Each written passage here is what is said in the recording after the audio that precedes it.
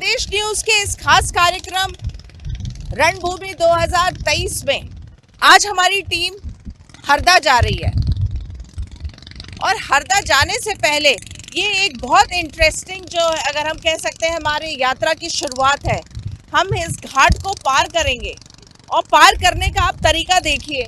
हमारी गाड़ी, हमारी पूरी टीम जो है इस मेकशिफ्ट बोट के जरिए नसरुल्लागंज के इस घाट से उस घाट तक पहुंचेगी।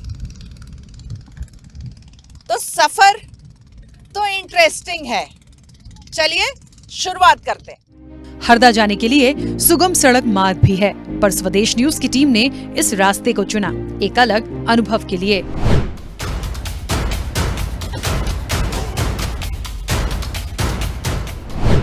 साल 2023 में मध्य प्रदेश में विधानसभा चुनाव होना है। 15 सालों तक सत्ता में रही भाजपा की सरकार के लिए 2018 में आए विधानसभा के चुनावी परिणाम निराशाजनक रहे थे। 2018 के चुनाव में कांग्रेस ने यहां सरकार बनाई थी, लेकिन 2019 में ऑपरेशन लोटस के चलते कांग्रेस अपनी सरकार गंवा बैठी थी। मौजूदा समय में बीजेपी सत्ता पर काबिज है और वो जिस तरह से हिंदुत्व की सियासी बिछाद बिछा रही है, उसने कांग्रेस के लिए चुनौती को काफी ज्यादा बढ़ा दिया है।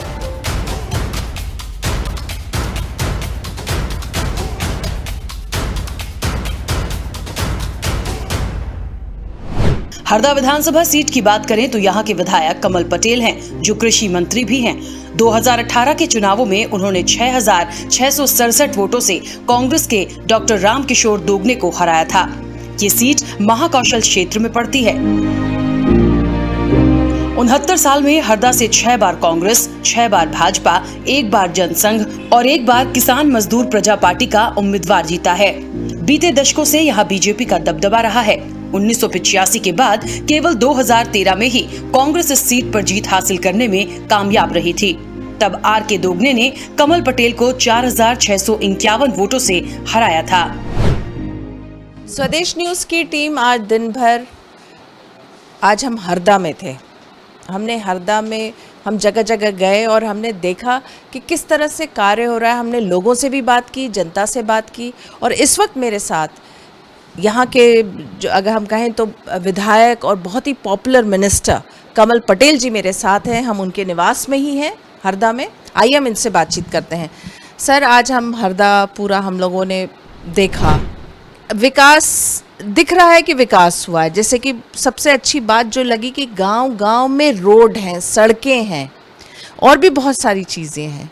तो आप अभी और क्या कल्पना कर रहे हैं इस जिले के लिए? सबसे पहले तो बहन जी आपका स्वागत है हरदा में, और स्वदेश न्यूज़ चैनल का मैं स्वागत करता हूं कि वाकई में जो काम सरकार या जनप्रतिनिधि द्वारा किया जाता है उसकी धरातल पर जाकर देखना और लोगों से चर्चा करके उसी से पता लगता है कि हमारा जनप्रतिनिधि क्या कर रहा है, हमारी सरकार क्या कर रही है, गाँव में कैसा विकास हुआ है और क्या कमियाँ हैं। देखिए, जो पत्रकारिता है चौथा स्तंभ है लोकतंत्र का और आईना है। तो आप जैसे हो वैसे दिखता है। जब मैं यहाँ राजनीति में आया था 1990 में, मैं पहले इंदौर में यहाँ से पढ़ाई करने गया था।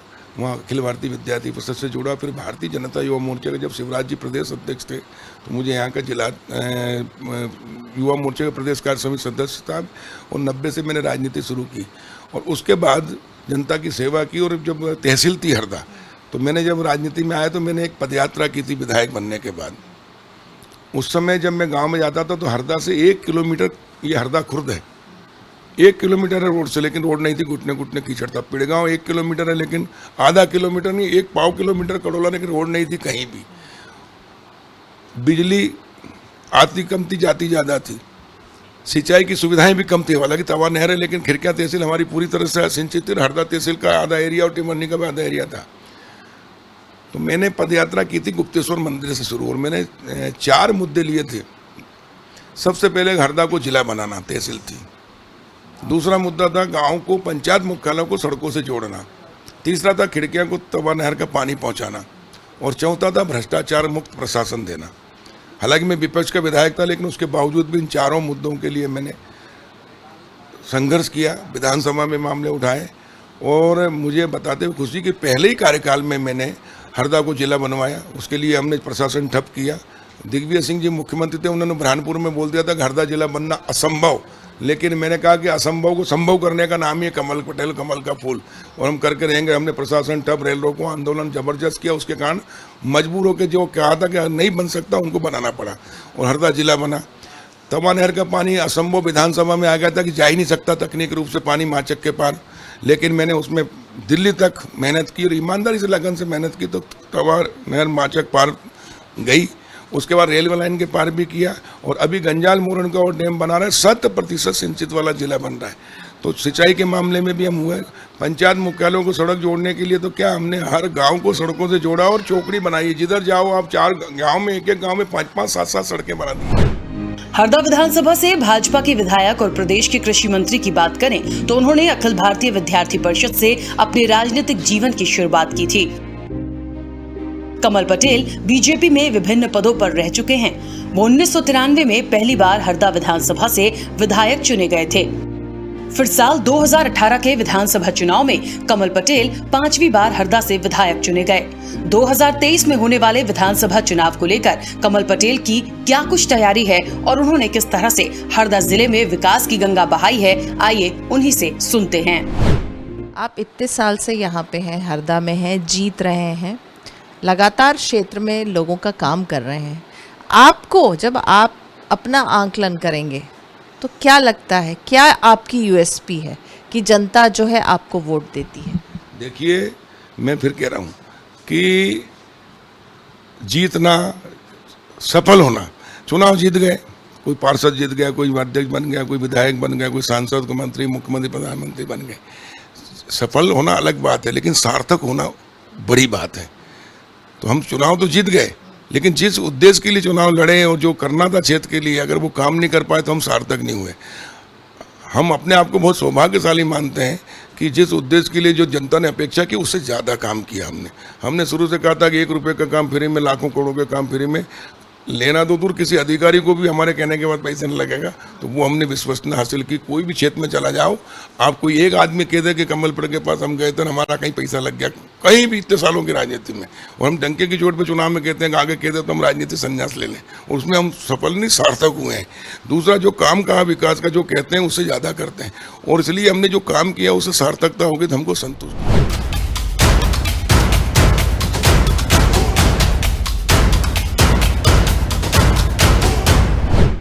मध्य प्रदेश का हरदा जिला मूंग की खेती के लिए देश भर में जाना जाता है। हरदा प्रदेश का एकमात्र ऐसा जिला है जहां 80% किसान मूंग की खेती कर अपने परिवार का पालन पोषण करते हैं। प्रधानमंत्री नरेंद्र मोदी और मुख्यमंत्री शिवराज सिंह चौहान भी कई बार इस बात का जिक्र और तारीफें कर चुके हैं।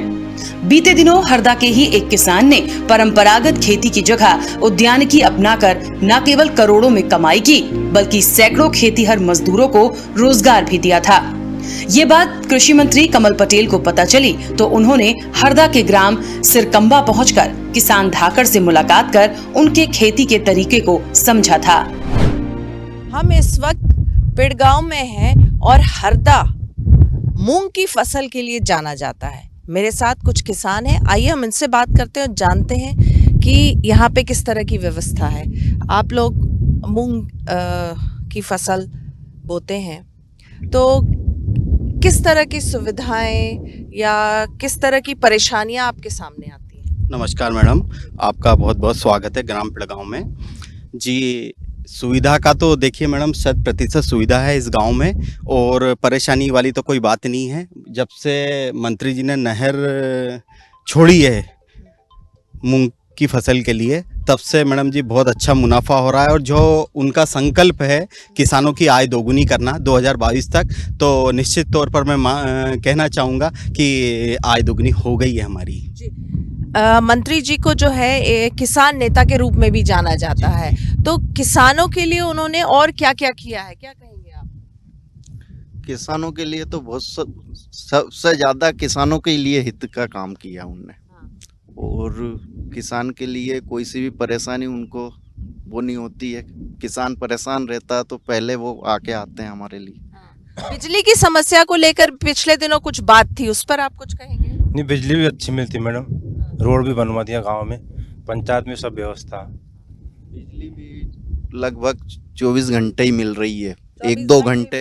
क्या कह रहे हैं आप जी? नहीं, बढ़िया मिल रही है। नहर तो बहुत दिन से है, पर 2 साल से मंत्री जी जब से मंत्री बने हैं, जब से नहर का पानी दिलवा रहे हैं। बाकी नहीं तो थोड़ा बहुत ही बोते थे ट्यूबवेल वगैरह से, अब पूरे किसान सब बोते हैं छोटे। जी क्या कहेंगे?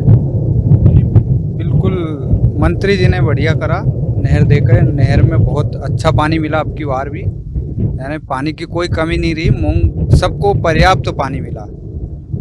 और मैं कहना चाहता हूं कि बहुत अच्छा काम कर रहे हैं मंत्री जी। जिस तरह नहरों का सीमेंटीकरण हुआ है, नहरें पक्की हुई है, उससे बहुत फ़ायदा हुआ है। उससे नहर का पानी वेस्टेज जाना जो पहले जाता था अन्य स्रोतों से, वो रुका है, उसका फ़ायदा हम लोगों को मिला है। तीसरी चीज़ मैं ये कहना चाहूँगा कि जो ये समर की फसल है, ये हमारी तीसरी फसल है। अभी तक हम लोग 2 ही फसल पर निर्भर थे, ये तीसरी फसल है और ये इतना अच्छा मुनाफा देती है कि एक आम किसान की तो आर्थिक स्थिति सुधरी है इससे, लेकिन अन्य वर्ग, आप मजदूर की भी देख लो, उनकी भी आर्थिक, क्योंकि उनको भी रोजगार मिल रहा है ना।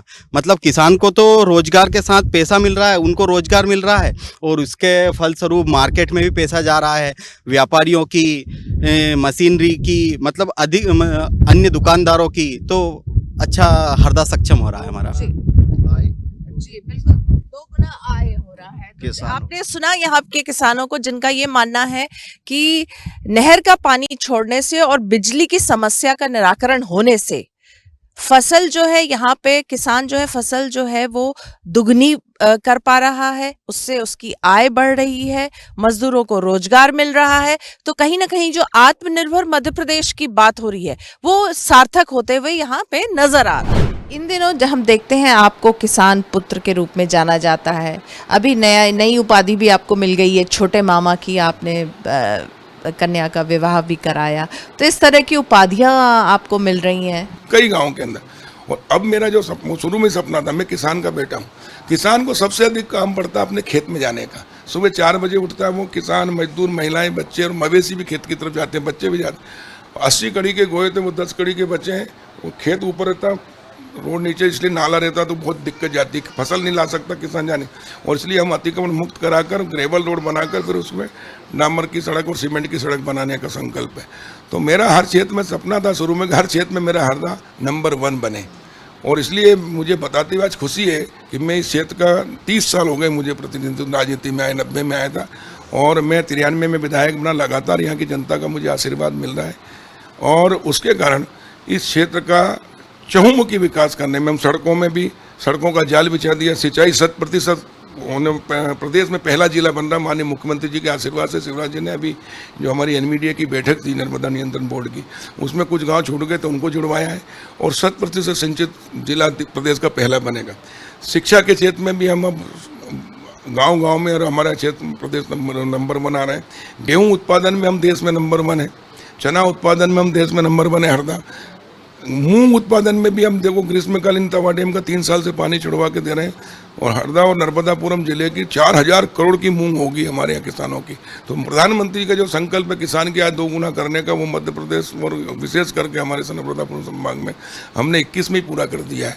तो हर क्षेत्र में हमने जो काम किया, जो सपना देखा था वो हमने किया। और ईमानदारी से अगर किया जाए कोई भी काम, आपकी नीति अच्छी हो, आपकी नीयत अच्छी हो, तो ईश्वर भी साथ देता है। कृषि मंत्री कमल पटेल का गृह जिला होने के चलते स्वास्थ्य सुविधाओं में भी हरदा अव्वल है। यहाँ का जिला अस्पताल स्वास्थ्य सुविधाओं में सर्व सुविधा युक्त है, जहाँ मरीजों को बेहतर इलाज की सुविधाएं मुहैया कराई जा रही हैं। साथ ही अस्पताल में आने वाले मरीजों को आयुष्मान भारत योजना से भी लाभान्वित कर फ्री में उपचार किया जा रहा है। बात करें हरदा जिला अस्पताल की ही तो यहाँ पुरुष ओपीडी, महिला ओपीडी, दवा वितरण केंद्र, आयुष्मान केंद्र, प्रसूति ward, ICU, SNCU, trauma centre, CT scan machine और अन्य सुविधाएं मौजूद हैं। अस्पताल पहुंचने वाले मरीज भी जिला अस्पताल की स्वास्थ्य सुविधाओं से संतुष्ट हैं। हम इस वक्त हरदा के जिला चिकित्सालय में हैं। मेरे पीछे आप देख सकते हैं एक ऑक्सीजन प्लांट है जिसको कि डेवलप यहाँ के मंत्री कमल पटेल ने ही किया है। और जिस तरह से कोरोना में संकट था, ऑक्सीजन की कमी थी, उसको समझते हुए ऑक्सीजन प्लांट डेवलप हुआ है। आप देख सकते हैं इस वक्त यहाँ पे शिविर भी लगा हुआ है और मैं कुछ लोगों से बात करती हूँ, जानती हूँ कि कैसी स्वास्थ्य की सुविधाएं हैं हरदा में। क्या कहेंगे आप, किस तरह का यहाँ पे स्वास्थ्य की फैसिलिटीज़ हैं?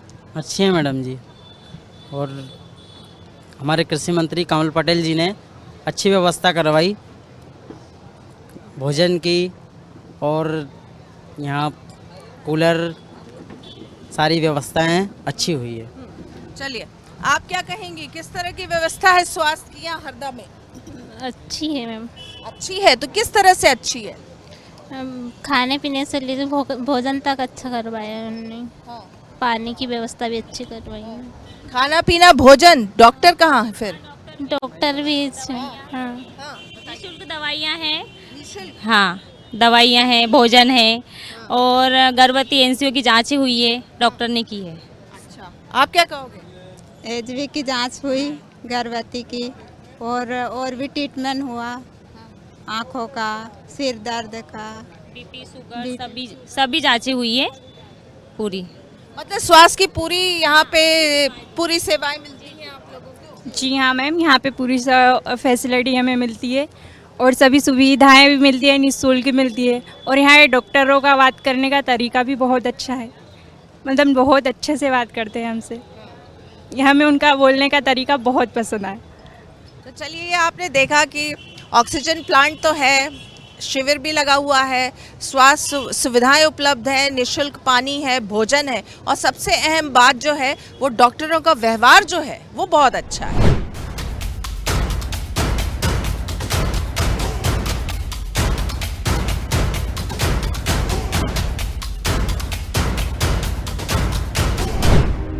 प्रदेश के हरदा जिले में ऐतिहासिक, प्राकृतिक और धार्मिक पर्यटन स्थल मौजूद होने से यहां अक्सर पर्यटकों का तांता लगा रहता है। जिला मुख्यालय से 42 किलोमीटर दूर जोगा किला नर्मदा नदी के बीच में एक 100 फीट ऊंची पहाड़ी पर स्थित जिले का मुख्य पर्यटन केंद्र, जहां पर जाने के लिए जोगा गांव से नाव चलती है, जो आपको 5 से 10 मिनट में किले पर पहुंचा देती है। किले का निर्माण करीब 300 साल पहले जोगा सिंह नाम के एक राजा ने निवास स्थान के तौर पर किया था। 2 पहाड़ियों के बीच मौजूद तेली की सराय भी पर्यटकों को अपनी ओर आकर्षित करती है। इसके अलावा नर्मदा की नाभि कुबेर का बनाया गया मंदिर भी हरदा के प्रमुख पर्यटन केंद्रों में शामिल है। हम हंडिया के इस वक्त रिद्धिनाथ मंदिर में हैं, जो कि माना जाता है कि स्वयं कुबेर ने बनाया था। और मेरे पीछे देखें तो आप, ये है नर्मदा का नाभि स्थल।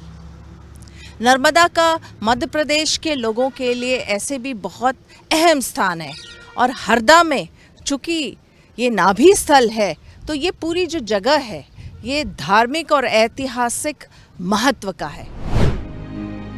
हरदा में युवाओं और बच्चों को राष्ट्रीय स्तर की खेल सुविधाएं उपलब्ध कराई जा रही हैं। जिले में बीते दिनों आजादी के अमृत महोत्सव के दौरान पूर्व प्रधानमंत्री स्वर्गीय अटल बिहारी वाजपेयी के जन्मदिन सुशासन दिवस के अवसर पर कमल युवा खेल महोत्सव का भव्य शुभारंभ हुआ था। कमल युवा खेल महोत्सव में कई प्रकार की खेल प्रतियोगिताओं का भी आयोजन किया गया था। शहर के नेहरू स्टेडियम में लगातार खेल प्रतियोगिताओं के माध्यम से जिले के खिलाड़ियों को बेहतर अवसर प्रदान किए जा रहे हैं।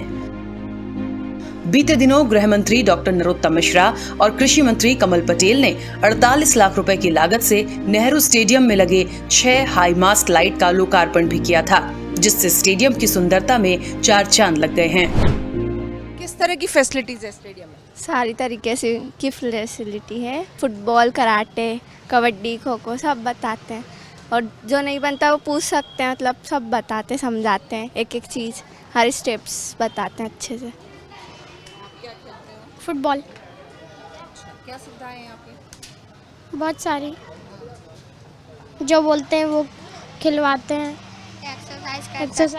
एक्सरसाइज कर सकते हैं, फुटबॉल खेल सकते हैं, सारे गेम खेलते हैं, बहुत कुछ होता है। हम फुटबॉल खेलते हैं, अच्छा खेलते हैं ना, अच्छा सिखाते भी है ना, रनिंग करवाते, स्ट्रेचिंग करवाते और अच्छा खिलवाते हैं। विधानसभा चुनाव के लिए अब काफी कम समय बचा है और बीजेपी ने सियासी बिछाद बिछाना शुरू कर दिया है। वो अपने संगठन को चुस्त दुरुस्त कर रही है। सत्ता विरोधी लहर को मात देने के लिए उसने संगठन मंत्री को बदला है। संगठन मंत्री रहे सुहास भगत को संघ में वापस लाया गया है। उनके साथ सह संगठन मंत्री के रूप में कार्य कर रहे हितानंद शर्मा को संगठन मंत्री का दायित्व दिया गया है। वहीं कांग्रेस भी अपनी पूरी तैयारी में जुटी है, लेकिन कमजोर संगठन और अंदरूनी राजनीति ही उसे पीछे धकेल रही है। ऐसे में कांग्रेस के लिए हरदा में बीजेपी का मुकाबला कर पाना बड़ी चुनौती है। क्या लग रहा है, मिशन 2023 में अगला विधानसभा चुनाव है, कमल पटेल जी दोबारा से मंत्री रहेंगे? इस ऐसे ही हम आपसे बात करेंगे। देखिए, भारतीय जनता पार्टी ने जनता का दिल जीता है, विश्वास जीता, विकास किया है, विश्वसनीयता हासिल की और इसलिए चुनाव भी जीतेंगे, सरकार भी रहेगी और काम भी करेंगे। कांग्रेस ने कहती कुछ और करती कुछ है। वचन दिया था पहले, देखिए कांग्रेस घोषणा पत्र लाती थी और घोषणा पत्र चुनाव जीतने के बाद भूल जाती थी, इसलिए घोषणा पत्र से ही विश्वास उठ गया लोगों का। तो कांग्रेस ने पिछली बार चाल खेली, उन्होंने कहा वचन पत्र दो, क्योंकि हिंदुस्तान की जनता रघुकुल रीति सदा चली आई, प्राण जाए पर वचन जाए, भगवान राम को मानती है और वचन देने के बाद लोग पूरा करते ही हैं। इसलिए वचन का किया और लोगों से कहा कि 10 दिन के अंदर 2 लाख का कर्जा माफ कर देंगे, नहीं तो मुख्यमंत्री बदल देंगे। राहुल गांधी ने कहा था, कसम खा के स्व सहायता समूह का प्राइवेट बैंक हो या सरकारी बैंक का कर्जा माफ कर देंगे। बेरोजगारों को 4000 रुपये बेरोजगारी भत्ता देंगे, नहीं रोजगार देंगे। महिला बुजुर्ग विधवा और जो है इनको 1000 रुपये पेंशन देंगे और दैनिक वेतन भोगी को रेगुलर कर देंगे। ऐसे वचन दे दे के लोगों को धोखा दे के सरकार में आ गए, लेकिन सरकार में आते से ही सब भूल गए और इसलिए जनता का विश्वास खो दिया और इसलिए जनता ने धक्का दिया। और भारतीय जनता पार्टी जो कहती है उसे ज़्यादा करती है। देखो, मोदी जी ने ये नहीं कहा था कि हम शौचालय बना देंगे या पक्के मकान बना देंगे या गैस टंकी चूल्हा निःशुल्क देंगे या हर घर में। एक चीज़ कही थी कि हम देश के अच्छे दिन आएंगे और ईमानदार शासन, न खाऊंगा ना खाने दूंगा। एक राजीव गांधी जी थे प्रधानमंत्री, जो कहते थे मैं दिल्ली से 1 रुपये भेजता हूँ तो गाँव में आते आते 15 पैसे रह आते हैं, 85 पैसे सत्ता के दलाल कह जाते हैं। जब राजीव गांधी प्रधानमंत्री थे तो 5 से लेकर प्रधानमंत्री कांग्रेस के थे, तो दलाल उनके हुए। और मोदी जी प्रधानमंत्री बने तो उन्होंने कहा ना खाऊंगा ना खाने दूंगा और इसलिए उन्होंने व्यवस्था परिवर्तन किया, टेक्नोलॉजी का उपयोग किया, जनधन खाते खुलवाए, हर प्रकार सीधे खातों में पैसा जाने लगा। इसलिए बिचौली और दलाल खत्म हो गए और इसलिए ये देश में परिवर्तन दिख रहा है, इतना काम हो रहा है। ईमानदारी के साथ यथा राजा तथा प्रजा, और इसलिए आज 8 साल में वो काम हुआ है। महात्मा गांधी जी का सपना हो, दीनदयाल जी का हो, या जितने भी भारत के महान पुरुष रहे हैं जिन्होंने देश के लिए अपनी पूरे जीवन जिया और कुर्बानियाँ दी, उनका सपना 60 साल में नकली गांधी बनकर कांग्रेस ने राज किया, वो नहीं कर पाई, लेकिन मोदी जी ने 8 साल में पूरा किया है। और इसलिए मोदी जी के प्रति जनता का विश्वास है और मोदी जी के प्रति बड़ी आशा भरी नज़र से भारत ही नहीं पूरी दुनिया देख रही है। और निराशा को आशा में बदला प्रधानमंत्री नरेंद्र मोदी जी ने, नामुमकिन को मुमकिन करके दिखाया मोदी जी ने, भारतीय जनता पार्टी की सरकार ने। और इसलिए इसी के बल पर हम चुनाव जीतेंगे आगे। और कांग्रेस ने विश्वसनीयता खो दी है। कांग्रेस मुक्त भारत का जो मोदी जी का नारा, यानी भ्रष्टाचार मुक्त भारत, कांग्रेस ही कह लो या भ्रष्टाचारी कह लो, एक बात। लेकिन और इसलिए कांग्रेस मुक्त भारत हुआ तो भ्रष्टाचार मुक्त भारत हो गया और इसलिए विकास कर रहा है। और इसलिए देश के लिए राजनीति, समाज के लिए राजनीति, और पूरे देश और समाज को हम अपना परिवार मानते हैं और उसके अनुसार काम करते हैं। और इसलिए इतनी रात दिन मेहनत कर कर काम करते हैं, इसलिए ईश्वर भी साथ देता, जनता भी। इसी के बल पर हम 23 भी जीतेंगे, 24 भी जीतेंगे, पंचायत चुनाव, नगर पालिका सब जीतेंगे। हमेशा हम चुनाव साधन है, सत्ता का भोग करने के लिए नहीं, हम सत्ता सेवा है हमारा माध्यम। जैसे प्रधानमंत्री जी ने प्रधानमंत्री बनने के बाद जब वो लोकसभा में गए तो उन्होंने गेट सीढ़ी के ऊपर प्रणाम किया, तो लोगों ने प्रश्न किए कि कोई मंदिर थोड़ी है। उन्होंने कहा कि ये राष्ट्र मंदिर है, इसी से राष्ट्र का निर्माण होगा। उन्होंने कहा मैं देश का संवैधानिक रूप से प्रधानमंत्री हूँ, लेकिन प्रधान सेवक हूँ, सबसे पहले सेवक, और इसलिए हाथ में झाड़ू ली तो पूरे देश की जनता झाड़ू ली। तो इस प्रकार जनप्रतिनिधि और नेता जैसा होता है समाज और वैसी हो जाती है। पहले कहावत थी यथा राजा तथा प्रजा, जैसा राजा होगा वैसी प्रजा होगी। पहले राजा रानी की कोख से पैदा होता था और इसलिए जैसा राजा होता था वैसी प्रजा होती थी। अब जनता की वोट से होता है। लेकिन प्रधानमंत्री नरेंद्र मोदी जी के नेतृत्व में हमने पूरे देश के अंदर एक विश्वसनीयता हासिल की है और उसी के बल पर हम चुनाव भी जीतेंगे और देश को दुनिया का सिरमौर बनाएंगे। और इस देश से गरीबी, बेरोजगारी, भ्रष्टाचार सब खत्म करते हुए इस देश के अंदर खुशहाली लाएंगे, क्योंकि कमल का फूल हमारा चुनाव चिन्ह है। कमल का फूल खुशहाली, समृद्धि और विकास का प्रतीक है। जब से प्रदेश और देश में कमल का फूल खिला है तो प्रदेश और देश के अंदर खुशहाली, समृद्धि और विकास हुआ है। अब सबके चेहरे कमल की तरह खिल रहे हैं और पूरी दुनिया में भारत का मान बढ़ रहा है।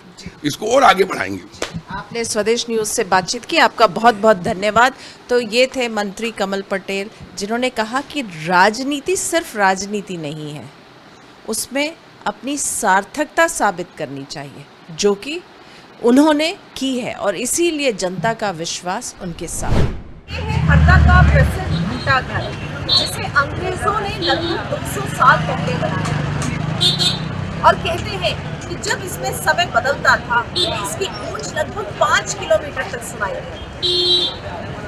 मिशन 2023 की तैयारी है, तो क्या कमल पटेल ने जिस हिसाब से जो विकास के कार्य किए तो उसकी गूंज क्या 2023 में सुनाई देगी? ये तो जनता ही जवाब देगी। हरदा से स्वदेश न्यूज़ के लिए कैमरामैन सुजीत के साथ मुक्ता पांडे।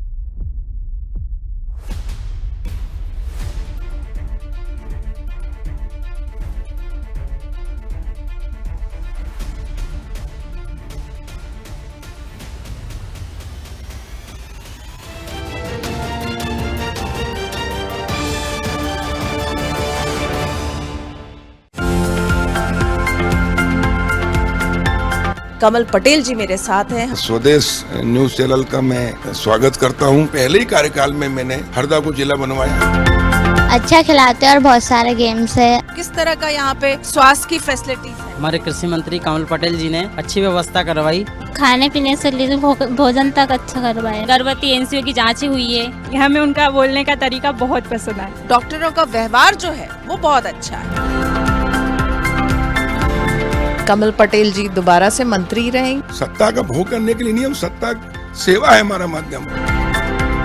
किसानों के लिए उन्होंने और क्या क्या किया है? सबसे ज्यादा किसानों के लिए हित का काम किया। आय दोगुनी हो गई है हमारी। आत्मनिर्भर मध्य प्रदेश की बात हो रही है, वो सार्थक होते हुए यहाँ पे नजर आ रहा है।